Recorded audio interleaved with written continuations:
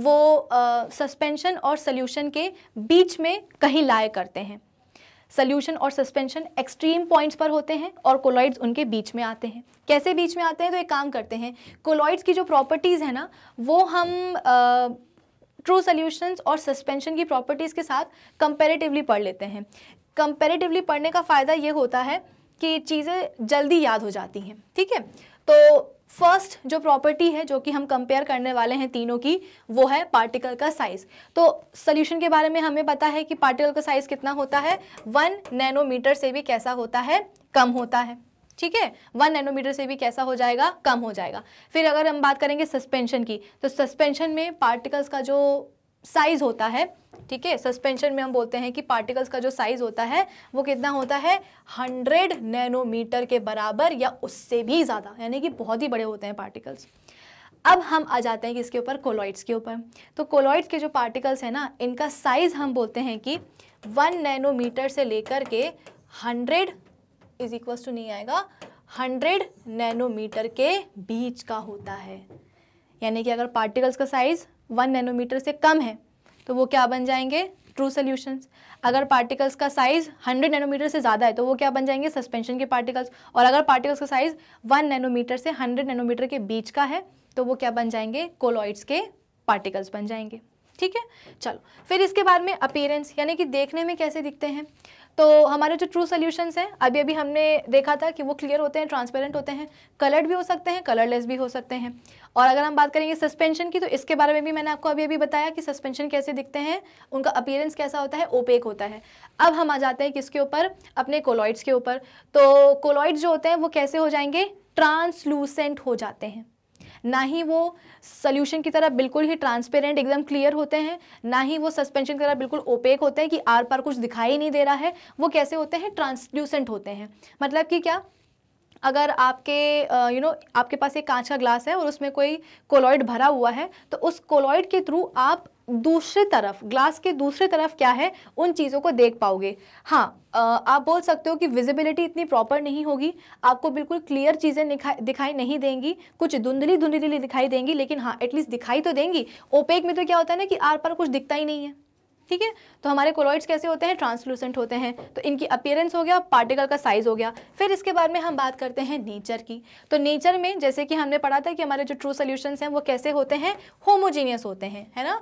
True solutions के जो components हैं वो आपस में बहुत अच्छे तरीके से यूनिफॉर्मली मिक्स्ड होते हैं। लेकिन अगर हम बात करेंगे सस्पेंशन की, तो सस्पेंशन के कंपोनेंट्स के बारे में तो कहना ही क्या, इनके बीच में जो मिक्सिंग होती है वो बिल्कुल भी यूनिफॉर्म नहीं होती है, इनफैक्ट बहुत ज़्यादा नॉन यूनिफॉर्म होती है ना। रेत और पानी का जो हमने एग्जांपल लिया था कि पानी में आप रेत ऐड कर दो और 2 मिनट के लिए उसको छोड़ दो, पूरी की पूरी जो रेत के पार्टिकल्स हैं, जो रेत के कण हैं, वो नीचे जा कर के सेटल हो जाएंगे और वहाँ पे आपको एक क्लियर कट बाउंड्री दिखाई देगी, सेपरेशन बाउंड्री दिखाई देगी कि बाउंड्री के नीचे कौन है, रेत है, और बाउंड्री के ऊपर कौन है, पानी है।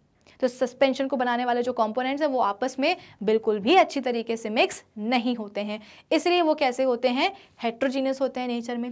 अब हम आते हैं किसके ऊपर, कोलॉइड्स के ऊपर। तो हमारे जो कोलॉइड्स होते हैं ना, ये दिखने में हमको ऐसा लगेगा कि ये कैसे हैं, होमोजीनियस हैं।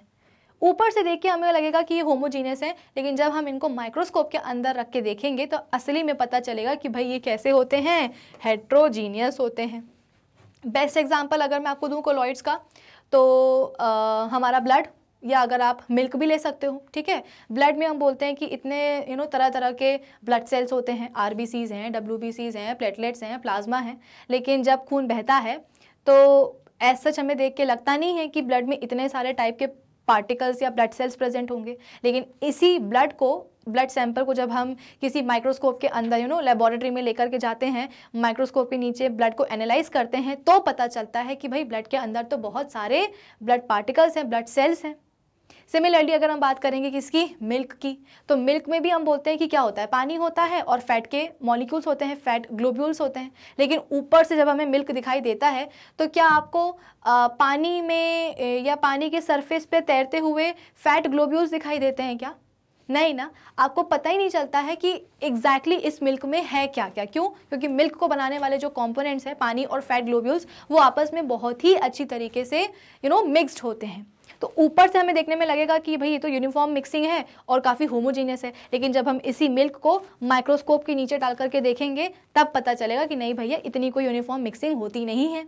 तो हेट्रोजीनियस होते हैं कौन, हमारे कोलॉइड्स। तो कई बार किताबों में आपको लिखा हुआ दिखाई देगा कि होमोजेनस जो होते हैं हमारे जो कोलॉइड्स हैं वो होमोजेनस दिखाई देते हैं, लेकिन वो होते कैसे हैं, हेट्रोजीनियस हैं। तो वो कैसे, वो भी मैंने आपको एक्सप्लेन कर दिया। फिर इसके बाद में फोर्थ प्रॉपर्टी क्या है, फिल्टरेबिलिटी। ठीक है ना, इसका मतलब क्या है, फिल्टर पेपर से पास करने वाली एबिलिटी। तो जैसे कि मैंने आपको बताया था कि सोल्यूशन के पार्टिकल्स इतने छोटे होते हैं कि फिल्टर पेपर को वो आसानी से पास कर जाते हैं, उसको क्रॉस कर लेते हैं। अब फिल्टर पेपर से भी क्या होती है, एक और एडवांस्ड मेम्ब्रेन होती है जिसको हम सेमी परमिएबल मेम्ब्रेन या आप उसको एनिमल मेम्ब्रेन भी बोलते हो। बेसिकली फिल्टर पेपर और इस सेमी परमिएबल मेम्ब्रेन या एनिमल मेम्ब्रेन में फ़र्क क्या होता है कि सेमी परमिएबल मेम्ब्रेन या एनिमल मेम्ब्रेन के जो पोर्स होते हैं ना, वो फिल्टर पेपर के पोर्स से भी छोटे होते हैं। तो ऑब्वियस ही बात है, सेमी परमिएबल मेम्ब्रेन या एनिमल मेम्ब्रेन को पास करना सोल्यूशन के लिए या किसी भी टाइप के पार्टिकल्स के लिए थोड़ा सा ज़्यादा डिफिकल्ट हो जाता है। क्यों? क्योंकि और छोटे पोर्स आ जाते हैं ना, इसलिए। तो सोल्यूशन का तो कहना ही क्या है, सोल्यूशन के पार्टिकल्स तो बहुत ही छोटे होते हैं, 1 नैनोमीटर से भी कम होते हैं, जिसके कारण आप बोल सकते हो कि फिल्टर पेपर को तो वो क्रॉस कर ही लेते हैं, साथ ही साथ सेमी परमिएबल मेम्ब्रेन या एनिमल मेम्ब्रेन के पोर्स को भी वो क्रॉस कर ले जाते हैं। ठीक है। सस्पेंशन की अगर हम बात करें तो भाई जब ये फिल्टर पेपर को ही क्रॉस नहीं कर पा रहे हैं तो फिर सेमी परमिएबल मेम्ब्रेन तो इनके लिए बहुत ही दूर की बात हो गई, है ना। फिर इसके बाद में हम आते हैं किसके ऊपर, कोलॉइड्स के ऊपर। तो हमारे जो कोलॉइड्स होते हैं ना, ये फिल्टर पेपर को तो क्रॉस कर जाते हैं, लेकिन अगर हम बात करेंगे सेमी परमिएबल मेम्ब्रेन की तो ये क्रॉस नहीं कर पाते हैं सेमी परमिएबल मेम्ब्रेन को या एनिमल मेम्ब्रेन को। क्यों? क्योंकि इनके पार्टिकल्स का साइज छोटा तो होता है कि इतना छोटा है कि वो फिल्टर पेपर को क्रॉस कर ले जाते हैं, लेकिन इतना छोटा भी नहीं है कि वो सेमी परमिएबल मेम्ब्रेन के पोर्स को भी क्रॉस कर ले। देखो ना कितना होता है इनका पार्टिकल्स का साइज, 1 नैनोमीटर से 100 नैनोमीटर के बीच का होता है। तो इतना छोटा भी नहीं है कि सेमी परमिएबल मेम्ब्रेन को जो है ना क्रॉस कर पाएँ, और ना ही इतना बड़ा है कि फिल्टर पेपर को भी क्रॉस ना कर पाएँ। ठीक है, तो फिल्टर पेपर को क्रॉस कर लेंगे लेकिन सेमी परमिएबल मेम्ब्रेन को क्रॉस नहीं कर पाएंगे। कौन नहीं कर पाएंगे? तुम्हारे कोलॉइड्स के पार्टिकल्स। आई होप इतना भी सबको क्लियर हो गया होगा। अब हम चलते हैं अपने नेक्स्ट प्रॉपर्टी पे। नेक्स्ट प्रॉपर्टी क्या है? Settling of particles. तो ये तो हमने अभी भी पढ़ा था कि ट्रू सॉल्यूशंस के जो पार्टिकल्स होते हैं उनको कितने भी देर के लिए आप अनडिस्टर्ब्ड छोड़ दो, 1 दिन 2 दिन 1 महीना, पार्टिकल्स जो है सेटल डाउन नहीं होते हैं। अगर हम बात करेंगे सस्पेंशन की, तो जो हमारे सस्पेंशन के पार्टिकल्स हैं उनको तो 2 मिनट के लिए छोड़ के देखो, तुरंत हम बोलते हैं कि वो सेटल हो जाते हैं, है ना। Particles of suspension settle down और standing, that is suspensions are highly unstable, बहुत अनस्टेबल होते हैं। अगर हम बात करें अपने कोलॉइड्स की, तो colloidal particles do not settle on keeping, that is colloids are also stable, however they can be made to settle by, एक काम करो, इसको सेंट्रीफ्यूगेशन की जगह पे आप क्या डाल दो, कोआगुलेशन कर दो। कोआगुलेशन क्या मतलब होता है इसका? देखो, हमने ये पढ़ा इस प्रॉपर्टी से कि हमारे जो कोलॉइड्स के पार्टिकल्स जो होते हैं ना, वो कैसे होते हैं? स्टेबल होते हैं। यानी कि अगर आपने कोलॉइड्स को छोड़ दिया है तो वो उसके जो पार्टिकल्स हैं वो नीचे जाकर के सेटल नहीं होते हैं। भाई ये तो हम डेली बेसिस पे देखते हैं, है ना। हमारे घर में किसी ना किसी का दूध तो आता ही होगा, गाय का आता होगा, भैंस का आता होगा, है ना, फुल फैट वाला आता होगा या हाईली टोन्ड वाला आता होगा, डबल टोन्ड वाला आता होगा, कोई ना कोई टाइप का मिल्क तो आएगा ही आएगा, है ना। अब उस दूध को भी आप क्या करो, एक ग्लास में भर के रख दो, आप उसको 1 घंटे बाद देखो, 2 घंटे बाद देखो, मिल्क वैसा का वैसा ही आपको दिखाई देगा। आपको बिल्कुल भी ऐसा रियलाइज़ नहीं होगा कि मिल्क के जो कुछ पार्टिकल्स हैं ना वो नीचे जा कर के सेटल हो गए हैं। ऐसा आपको कभी दिखाई नहीं देगा। क्यों नहीं देता है? कोलॉइड्स का ये नेचर होता है कि जो कोलॉइड्स के पार्टिकल्स हैं वो सेटल नहीं होते हैं जा कर के कंटेनर में। तो सवाल ये है कि आखिर क्यों नहीं होते हैं? तो उसका जवाब ये है कि हमारे जो कोलॉइड्स के पार्टिकल्स होते हैं ना, उनके ऊपर चार्ज होता है। ठीक है, चलो एक काम करते हैं अपन, जब हम इनके सेटलिंग की या इनके स्टेबल होने की प्रॉपर्टी को जब हम पढ़ ही रहे हैं, तो इसके पहले एक चीज़ मैं आपको यहाँ पे बता देना चाहती हूँ। पहले भी हमने पढ़ी है, आई नो, फटाफट से रिवाइज कर लेते हैं। जैसे कि हमारे पास ट्रू सोल्यूशन में 2 कंपोनेंट्स होते थे, एक था सॉल्यूट और एक था सॉल्वेंट। सिमिलरली हमारे पास जो कोलॉइड्स है ना, उसमें भी होते हैं 2 कंपोनेंट, एक होता है डिस्पर्स्ड फेज ये वाला और एक होता है डिस्पर्जन मीडियम ये वाला। ठीक है, तो सोल्यूशन का जो सॉल्यूट लाइक कंपोनेंट है वो हमारे कोलॉइड्स में क्या बन जाता है, डिस्पर्स्ड फेज बन जाता है, और सॉल्यूशन का जो सॉल्वेंट लाइक कंपोनेंट है वो हमारे कोलॉइड्स में क्या बन जाता है, डिस्पर्जन मीडियम बन जाता है। इस डिस्पर्जन मीडियम को हम क्या कहते हैं, एक कंटिन्यूस फेज भी कहते हैं। डिस्पर्स्ड फेज को हम क्या कहते हैं, इसको हम कंटिन्यूस का, या इसको आप नॉन कंटिन्यूस या डिसकंटिन्यूस फेज भी कहते हैं। ठीक है, तो सॉल्यूशन का सॉल्यूट हमारे कोलॉइड्स में क्या बन जाता है, डिस्पर्स्ड फेज। सॉल्यूशन का सॉल्वेंट हमारे कोलॉइड्स में क्या बन जाता है, डिस्पर्जन मीडियम बन जाता है। अब होता क्या है, जैसे कि हम पढ़ रहे थे कि कोलॉइड्स कैसे होते हैं, स्टेबल होते हैं, कोलॉइड्स के पार्टिकल्स नीचे जाकर के सेटल नहीं होते हैं। तो अब मैं आपको ये एक्सप्लेन करती हूँ कि आखिर कोलॉइड स्टेबल क्यों होते हैं। वो इसलिए होते हैं कि कोलॉइड्स के जो पार्टिकल्स होते हैं ना, उनके ऊपर चार्जेस होते हैं। सपोज हमारे पास एक कोलॉइड है और उसके पार्टिकल्स के पास चार्ज कौन सा है, पॉजिटिव है। अब ऐसा नहीं है कि एक पार्टिकल के पास पॉजिटिव होगा और दूसरे पार्टिकल के पास नेगेटिव चार्ज होगा, नहीं। पार्टिकल्स, अगर एक पार्टिकल के पास पॉजिटिव चार्ज है, इसका मतलब क्या, जितने भी पार्टिकल्स हैं उस पर्टिकुलर कोलॉइड में सभी के पास कैसा चार्ज है, पॉजिटिव चार्ज ही है। अगर किसी कोलॉइड में किसी पार्टिकल के पास नेगेटिव चार्ज है, इसका मतलब क्या, उस पूरे कोलॉइड्स में जितने भी पार्टिकल्स हैं सभी के ऊपर क्या हो जाएगा, नेगेटिव चार्ज होगा। ऐसे अलग अलग नहीं जाते हैं। ठीक है, तो होता क्या है कि कोलॉइड्स के पार्टिकल्स के पास क्या होता है, चार्ज होता है। सपोज यहाँ पे हम एग्जाम्पल के लिए ले रहे हैं कि पॉजिटिव चार्ज है। अब होगा क्या कि इन कोलॉइड्स का जो डिस्पर्जन मीडियम होता है, इसीलिए पहले मैंने आपको बता दिया कि भाई डिस्पर्स फेज और डिस्पर्जन मीडियम क्या होता है। तो इस कोलॉइड का जो डिस्पर्जन मीडियम होगा, यानी कि जो कॉन्टिन्यूस फेज होगा, उसके ऊपर भी चार्ज होगा। लेकिन वो चार्ज कैसा होगा पता, वो चार्ज होगा ऑपोजिट, यानी कि नेगेटिव।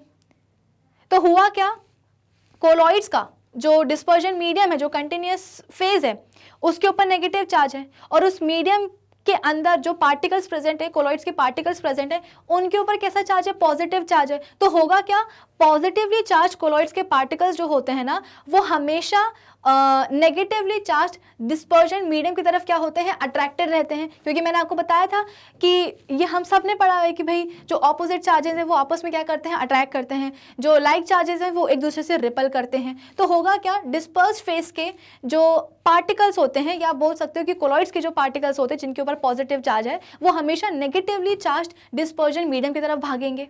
तो अगर आप कभी भी जाकर के बोलोगे कोलॉइड्स के पार्टिकल से कि भैया दद्दा प्लीज नीचे जाकर के सेटल हो जाओ, वो साफ मना कर देंगे। क्यों मना कर देंगे, क्योंकि भाई उनके पास नेगेटिवली चार्ज डिस्पर्जन मीडियम है या कंटिन्यूस फेज है, हमेशा वो मीडियम की तरफ ही भागेंगे। वो क्यों कभी कंटेनर में नीचे जाकर के सेटल होने वाले हैं, उनके ऊपर पॉजिटिव चार्ज है और मीडियम के पास नेगेटिव चार्ज है, बस अट्रैक्शन होता रहेगा और हमेशा पार्टिकल्स जो हैं ऑपोजिटली चार्ज मीडियम की तरफ भागते रहेंगे। तो इसका मतलब क्या है, कोलॉइड्स के जो पार्टिकल्स है ना, वो अपने मीडियम में सस्पेंडेड रहते हैं, उनको मीडियम में ही रहना पसंद है, वो कभी सेटल होना चाहते ही नहीं है नीचे।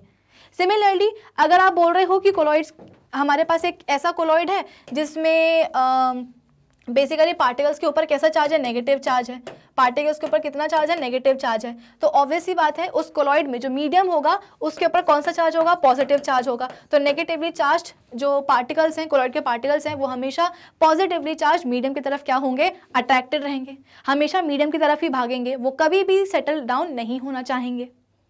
ठीक है, तो ये रीजन हुआ क्या कि क्यों कोलॉइड्स हमारे स्टेबल होते हैं, क्योंकि कोलॉइड्स के पार्टिकल्स के ऊपर चार्जेस होते हैं और उसी चार्ज का ऑपोजिट वाला चार्ज कहाँ मिलता है, कोलॉइड के मीडियम में मिलता है। तो हमेशा कोलॉइड्स के जो पार्टिकल्स होते हैं वो ऑपोजिटली चार्ज कोलॉइड के मीडियम या फिर डिस्पर्जन मीडियम की तरफ क्या होते हैं, भागते हैं। इसलिए वो हमेशा कोलॉइड्स के पार्टिकल्स कैसे होते हैं, मीडियम में सस्पेंडेड रहते हैं, कभी वो सेटल डाउन नहीं होना चाहते हैं। अब सवाल ये है कि क्या हमेशा ये लोग कोलॉइड्स के पार्टिकल्स हमेशा सस्पेंडेड ही रहेंगे, मतलब ऐसा क्या कभी हो नहीं सकता कि कोलॉइड्स के जो पार्टिकल्स हैं वो कभी सेटल हो जाएं आगे, कभी आगे जा कर के या नीचे जा कर के बैठ जाएं। तो उसके लिए हम बोलते हैं कि एक प्रोसेस होती है जिसको हम कहते हैं कोआगुलेशन। कोआगुलेशन में क्या होता है कि जो भी चार्ज हो, पॉजिटिव हो या नेगेटिव चार्ज हो किसके ऊपर, कोलॉइड्स के पार्टिकल्स के ऊपर, वो चार्ज क्या हो जाए, न्यूट्रलाइज हो जाए। अगर वो चार्ज न्यूट्रलाइज हो गया तो क्या होगा, ये पार्टिकल्स, कोलॉइड्स के पार्टिकल्स एक दूसरे के पास पास आने लगेंगे, है ना। देखो एक चीज और है यहाँ पे, जैसे कि मैंने आपको पहले भी बताया था कि इस समय क्या हो रहा है, कोलॉइड्स के पार्टिकल्स के ऊपर पॉजिटिव चार्ज है, तो ये पॉजिटिवली चार्ज पार्टिकल्स जो हैं वो अपने नेगेटिवली चार्ज मीडियम की तरफ जो है ना भागेंगे। At the same time colloids के जो पार्टिकल्स है ना वो आपस में एक दूसरे से दूर दूर भागेंगे। क्यों? क्योंकि उनके ऊपर कौन सा चार्ज है? सेम चार्ज है। और लाइक चार्जेस क्या करते हैं? एक दूसरे से रिपल करते हैं। तो इस वाले पार्टिकल के ऊपर भी पॉजिटिव चार्ज, इसके पास भी पॉजिटिव चार्ज, तो ये क्या करेंगे? एक दूसरे से दूर दूर भागेंगे। ये वाला पार्टिकल भी पॉजिटिवली चार्ज है, ये वाला पार्टिकल भी पॉजिटिवली चार्ज है, तो ये दोनों क्या करेंगे? आपस से एक दूसरे से दूर दूर भागेंगे। तो पार्टिकल्स एक दूसरे से दूर दूर भागते हैं लेकिन मीडियम की तरफ हमेशा अट्रैक्टेड होते हैं। अब अगर आप ये चाहते हो कि कोलॉइड्स के पार्टिकल्स क्या हो जाए? सेटल हो जाए। तो सेटल होने के लिए सबसे पहले आपको क्या करना पड़ेगा? सेटल होने के लिए पार्टिकल्स के ऊपर से चाहे पॉजिटिव चार्ज हो चाहे वो नेगेटिव चार्ज हो, वो नेगेटिव और पॉजिटिव चार्ज को न्यूट्रलाइज करवाना पड़ेगा। जब आप चार्ज को न्यूट्रलाइज कराओगे तो क्या होगा? पार्टिकल्स एक दूसरे के पास पास आना शुरू होंगे। एक दूसरे के पास पास आएंगे और उनका जो अट्रैक्शन हो रहा था डिस्पर्जन मीडियम की तरफ, वो अट्रैक्शन भी क्या हो जाएगा? खत्म हो जाएगा। तो एक दूसरे के पास पास आएंगे, पास पास आने के कारण हम बोलते हैं कि एक बड़ा मॉलिक्यूल बनाएंगे और बड़ा मॉलिक्यूल बनाते बनाते अल्टीमेटली क्या होगा? मॉलिक्यूल भारी हो जाएगा और नीचे जाकर के कंटेनर में नीचे जाकर के हम बोलते हैं कि वो सेटल हो जाएंगे। तो इसे हम क्या कहते हैं? इसे हम कहते हैं कोआग्यूलेशन की प्रोसेस। कैसे होती है कोआग्यूलेशन की प्रोसेस? हम बेसिकली होती क्यों है? क्योंकि हमें कोलॉइड के पार्टिकल्स को क्या करवाना है? सेटल करवाना है। सेटलिंग कैसे होगी? जब हम कोलॉइड्स के पार्टिकल्स के ऊपर जो भी चार्ज लगा है पॉजिटिव नेगेटिव, उसको हम न्यूट्रलाइज करेंगे। एक बार वो न्यूट्रलाइज हो गए, इससे क्या होगा? उनके बीच में आपस में जो रिपल्शन हो रहा था वो खत्म होगा, एक दूसरे के पास पास आएंगे और उनका जो अट्रैक्शन था टुवर्ड्स द डिस्पर्जन मीडियम वो खत्म हो जाएगा और आपस में पास पास आने के कारण बड़े मॉलिक्यूल्स बनाएंगे। ये बड़े मॉलिक्यूल्स अपने भारी वजन के कारण अल्टीमेटली क्या होगा? कंटेनर के नीचे जाकर के सेटल हो जाएंगे। तो हुआ क्या? हमारे पास कोलॉइड्स था जिसके पार्टिकल्स को हमने क्या करवा लिया? सेटल डाउन करवा लिया। कैसे करवा लिया? तो कोआग्यूलेशन की प्रोसेस से। जैसे कि मैंने आपको बताया था कि हमारे पास जो मैंने आपको अभी अभी कोलॉइड का एक एग्जांपल दिया था मिल्क के अलावा। कौन सा था वो एग्जांपल? ब्लड का एग्जांपल था। तो ब्लड में मैंने आपको बताया था कि ब्लड क्या है? हमारा एक कोलॉइड ही है ना। तो कई बार आपने देखा होगा कि जब भी चोट वगैरह लग जाती है तो जो बड़े बुजुर्ग होते हैं ना वो कहते हैं कि फिटकरी लगा लो। फिटकरी क्यों लगा लो? बेसिकली हमारा जो ब्लड है वो क्या है? एक कोलॉइड है और हमारे इस ब्लड में जो पार्टिकल्स होते हैं वो कैसे होते हैं? वो होते हैं नेगेटिवली चार्ज्ड। ठीक है, हमारे ब्लड में जो पार्टिकल्स हैं वो कैसे हैं? नेगेटिवली चार्ज्ड हैं। अब अगर इन नेगेटिवली चार्ज पार्टिकल्स को क्या करवा लो? इनके चार्जेस को न्यूट्रलाइज करवा लो तो क्या होगा? ये पार्टिकल्स, ब्लड के पार्टिकल्स क्या होने लगेंगे? आपस में दूर दूर भागते थे पहले तो, जब इनके ऊपर चार्जेस थे, नेगेटिव चार्जेस थे। अगर इनके नेगेटिव चार्जेस को अगर आप न्यूट्रलाइज करवा लोगे तो ब्लड के पार्टिकल्स जो है एक दूसरे के पास पास आएंगे और बड़े बड़े मॉलिक्यूल्स बढ़ाएंगे। बड़े बड़े मॉलिक्यूल से होगा क्या? बेसिकली क्लॉट का फॉर्मेशन हो जाएगा और क्लॉट के फॉर्मेशन से क्या होगा? ब्लीडिंग रुक जाएगी, खून बहना रुक जाएगा, बंद हो जाएगा, है ना। तो ये कैसे हो पाएगा? कैसे हम ब्लड के पार्टिकल्स के ऊपर जो नेगेटिव चार्जेस है उनको हम न्यूट्रलाइज करें? तो फिटकरी लगा लो।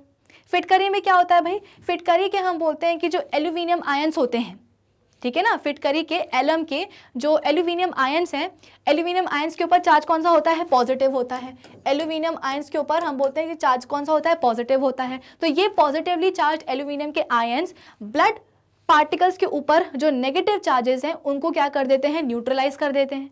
और जैसे ही न्यूट्रलाइज करेंगे ब्लड के पार्टिकल्स एक दूसरे से जो अभी तक दूर दूर भाग रहे थे वो पास पास आ जाएंगे, क्लॉट का फॉर्मेशन हो जाएगा और जैसे ही क्लॉट का फॉर्मेशन हुआ समझ लो ब्लीडिंग रुक गई। ठीक है, तो ये कुछ बेसिक मेथड है कोआगुलेशन जिसको हम कहते हैं, जिससे कि हम जो कोलॉइड्स के जो पार्टिकल्स हैं उनको हम सेटल करवा सकते हैं। वैसे तो पार्टिकल सस्पेंडेड होते हैं क्योंकि उनके ऊपर पॉजिटिव या नेगेटिव चार्जेस होते हैं और मीडियम के पास ऑपोजिट चार्जेस होते हैं, तो इस वजह से वो आपस में दूर दूर भागते हैं और हमेशा मीडियम की तरफ क्या होते हैं? अट्रैक्टिव होते हैं। तो कोआगुलेशन की प्रोसेस से हम क्या कर सकते हैं? कोलॉइड्स के पार्टिकल्स को सेटल करवा सकते हैं। इसका एक और रियल लाइफ एप्लीकेशन होता है जब हम बात करते हैं पानी को प्योरीफाई करने की, है ना। तो आपने कई बार देखा होगा कि पानी में बहुत ज़्यादा क्या होती है? मिट्टी होती है ना, मडी वाटर जिसको हम कहते हैं। तो बेसिकली अगर उस मटमैले पानी में भी हम क्या करें? थोड़ी सी फिटकरी घोल दें तो क्या होगा? जो मिट्टी है, जो मड है, उसके ऊपर नेगेटिव चार्ज है। तो वो जो नेगेटिवली चार्ज्ड मड पार्टिकल्स हैं उन नेगेटिव चार्जेस को हम न्यूट्रलाइज करवा देते हैं। कैसे न्यूट्रलाइज करवा देते हैं? फिटकरी घोल के। फिटकरी में हम बोलते हैं कि एल्यूमिनियम के ऊपर जो पॉजिटिव चार्जेस हैं, ये पॉजिटिव चार्जेस जाकर के मड पार्टिकल्स के ऊपर जो नेगेटिव चार्जेस हैं उनको न्यूट्रलाइज करवा देते हैं। तो होगा क्या, मड के पार्टिकल्स जो हैं वो एक दूसरे के पास पास आएंगे और पास आने के बाद क्या होगा, बड़े बड़े मॉलिक्यूल्स बनाने लगेंगे और अल्टीमेटली भारी हो जाएंगे और नीचे जाकर के सेटल हो जाते हैं।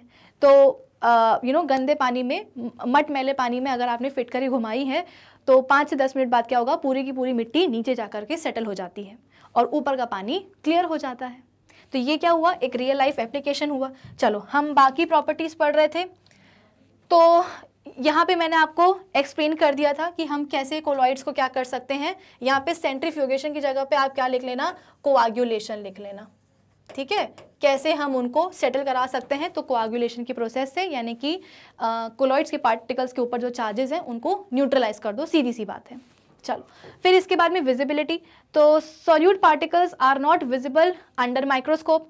और अगर हम बात करेंगे सस्पेंशन के पार्टिकल्स की, तो ये तो माइक्रोस्कोप तक जाने की ज़रूरत ही नहीं पड़ती है, नेकेड आई से विजिबल होते हैं। अगर हम बात करेंगे कोलॉइड्स की, तो कोलॉइड्स के जो पार्टिकल्स होते हैं वो नेकेड आई से तो नहीं दिखते हैं, लेकिन हाँ माइक्रोस्कोप के नीचे दिख जाते हैं।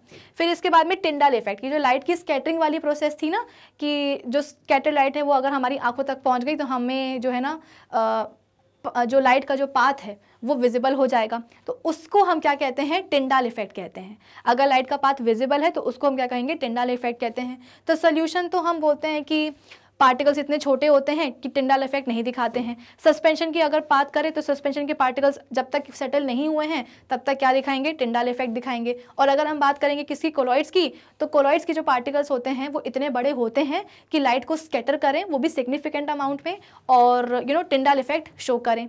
और अच्छी बात ये भी है कोलॉइड्स की कि ये कभी भी जो है ना कभी भी आप बोल सकते हो कि सेटल नहीं होते हैं। हाँ, जब तक आप इनके चार्जेस को न्यूट्रलाइज ना करो, जब तक आप कोआगुलेशन की प्रोसेस ना करो, तब तक क्या होगा, जो कोलॉइड्स इनके जो पार्टिकल्स होते हैं वो हमेशा हम बोलते हैं कि मीडियम में सस्पेंडेड ही रहेंगे। तो हमेशा हमारे जो कोलॉइड्स हैं वो क्या करेंगे, लाइट को स्कैटर करेंगे और टिंडाल इफेक्ट ज़रूर से शो करेंगे।